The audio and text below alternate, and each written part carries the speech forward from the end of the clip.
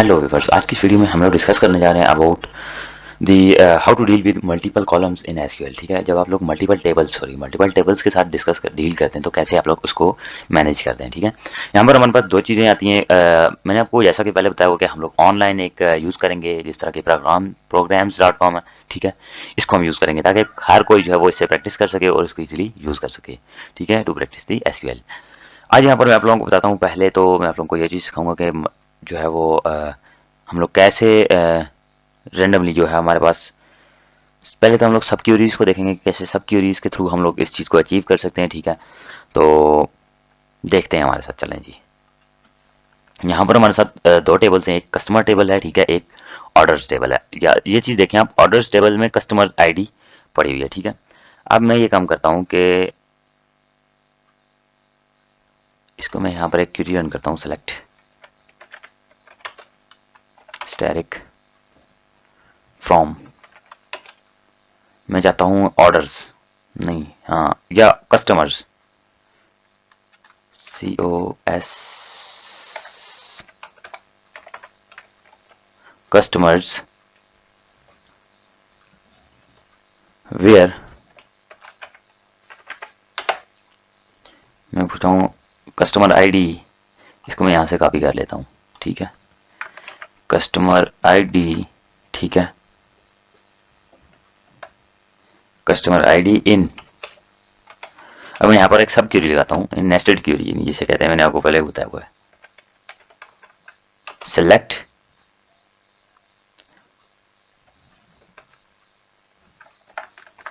ID from orders, sorry departments लिख के हूँ, ऑर्डर्स करते हैं इसको, Ctrl+C एंड Ctrl+V। ठीक है, from orders.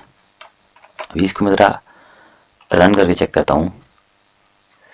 Syntax error near form, select FORM, ठीक है, FORM, ठीक है।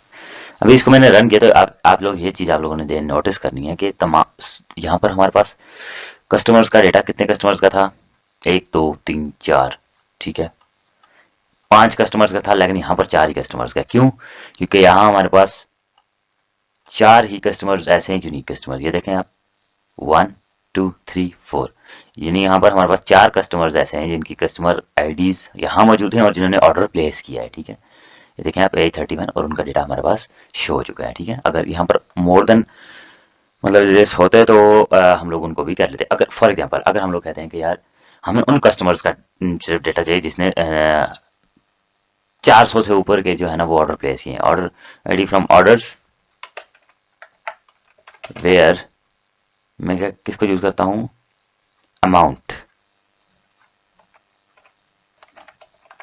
Amount is greater than 300। ठीक है, अब इसको मैं रन करके चेक करता हूँ तो ये देखें सिर्फ कितनों के आ रहे हैं, 3 के आ रहे हैं, 1 3 and 4।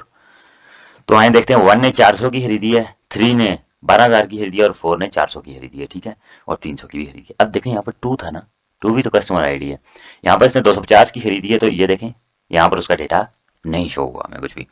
Now let's move towards the joins. ठीक है, जॉइंस की तरफ हम लोग मूव करते हैं। तो इससे पहले कि हम लोग जॉइंस देखें, मैं आप लोगों को एक जनरल सी एग्जांपल दे देता हूँ। ठीक है, मैं कहता हूँ सेलेक्ट स्टैटिक फ्रॉम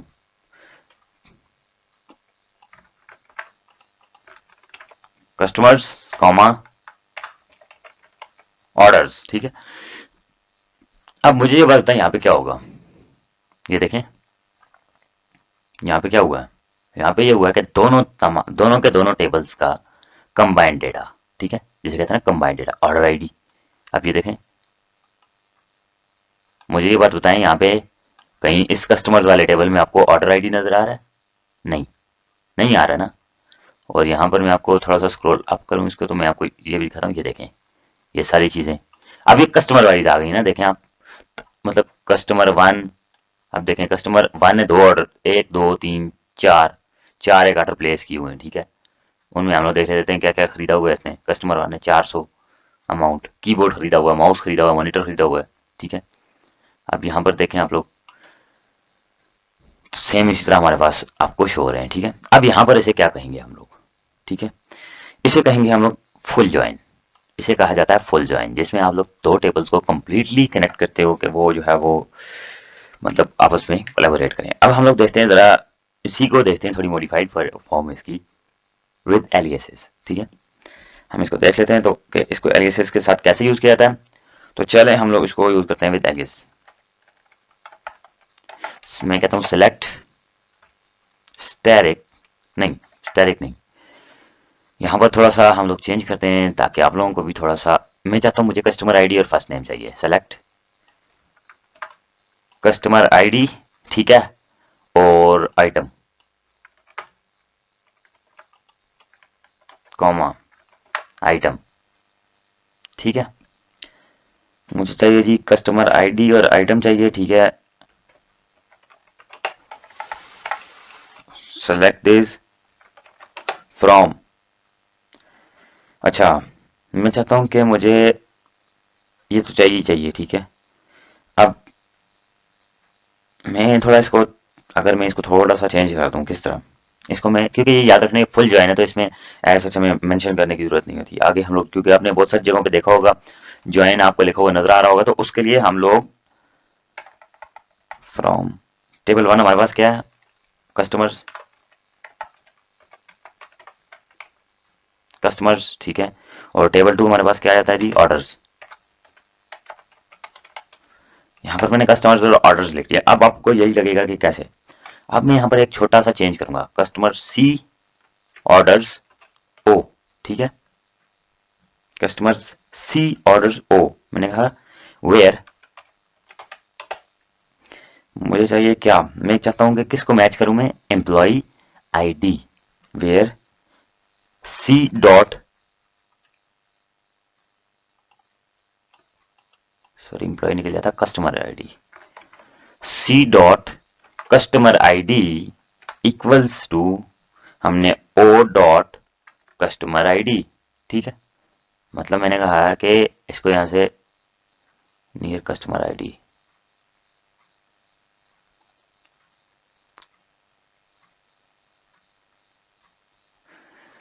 यहां पर हमारे पास customer ID O dot customer ID, इसको रन करके चेक कर लेते हैं जरा, employ name customer ID and item from customer,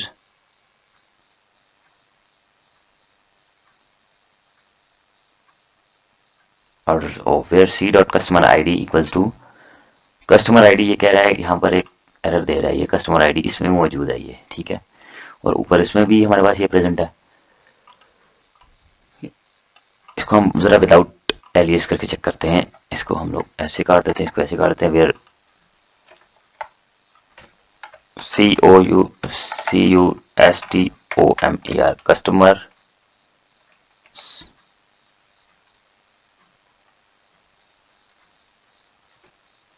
customer ID equals to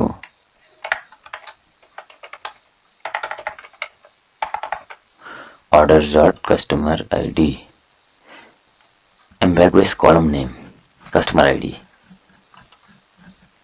एक मिनट, यहाँ से मैं इसको ऐसे करके देख लेता हूँ, अभी भी ये कस्टमर आईडी दे रहा है। या रुके, इसको मैं स्टैटिक करके चेक करता हूँ, शायद इसका इशू आ रहा है, ठीक है। अच्छा ठीक है, वो उसी का इशू था, क्योंकि सही मैं समझ गया हूँ, क्योंकि यहाँ पर हम लोगों ने ज्वाइन को यूज़ किया तो हम लोगों ने देखा ना, क्योंकि यहाँ पर कस्टमर आईडी और कस्टमर आईडी, यहाँ पर हम लोगों ने दो दो टेबल से जो है ना वो एक ही डेटा उठाने की कोशिश की है तो दोनों में प्रेजेंट है ये डेटा, क्योंकि कस्टमर आईडी इसमें भी है तो, और कस्टमर आईडी ऊपर वाले में मौजूद है, ठीक है। यहाँ पर यह कि यहाँ पर कोई इशू आया है जो जिसके बारे में अभी मुझे भी नहीं पता, ठीक है। वो ये था मेरे ख्याल से कि शायद हमने कॉलम नेम्स जो है वो यहाँ पर, एक मिनट, यहाँ पर फर्स्ट नेम लिख के चेक करते हैं हम लोग, कंट्रोल सी कंट्रोल वी, इसको रन करते हैं जरा, ये देखें ये भी सही है, सिर्फ कस्टमर आईडी पे क्यों दे रहा है ये, सी कंट्रोल वी नेम।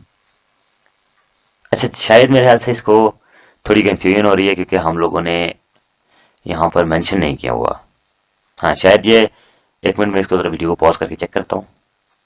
जी हाँ, मैंने चेक किया, यहाँ पर ये है कि हमारे पास एम्बिग्विटी इस चीज़ में आ रही है कि यहाँ पर हमारे पास कस्टमर आईडी इसमें भी मौजूद है और कस्टमर आईडी हमारे पास इसमें भी मौजूद है। लेकिन इसमें हमारे पास 5 कस्टमर आईडीज़ हैं, ठीक है?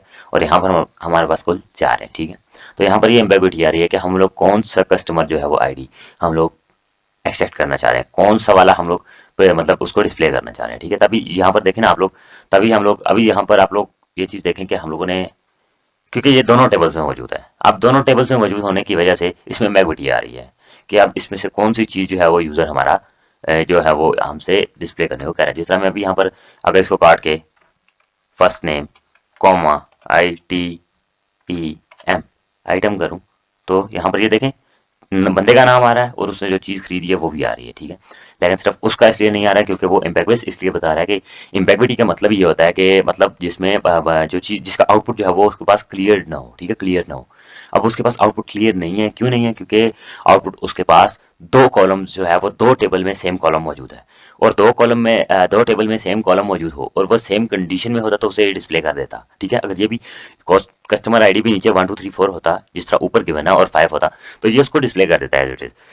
लेकिन यहाँ पर अब इसको तो नहीं पता ना, अब यहाँ पर ये देखें इस चीज और है और ये चीज और है, ये कंसीडर कर रहा है कि दोनों चीजें डिफरेंट है, डेटा डिफरेंट है बट कॉलम सेम है। अब ये इसको ये समझ नहीं आ रही है डिस्प्ले कौन सा करूं। सो that's it for today, that's it for this video. आज की वीडियो में आप लोगों ने सीखा कि कैसे हम लोग फुल ज्वाइन का यूज करते हैं, ठीक है? फुल ज्वाइन से मुराद ये है कि कंप्लीटली टेबल को ज्वाइन करना, किसी एक टेबल को दूसरे टेबल के साथ ज्वाइन करना, ठीक है? तो कल की वीडियो में इंशाल्लाह हम लोग डिस्कस करेंगे about the types of join, inner joins हो गए, आउटर ज्वाइंस हो गए, इस तरह की हम लोग चीजें आगे देखते रहेंगे। So that's it for today, that's it for this video. अल्लाह हाफिज, टेक केयर और मिलते हैं हमारी नेक्स्ट वीडियो में।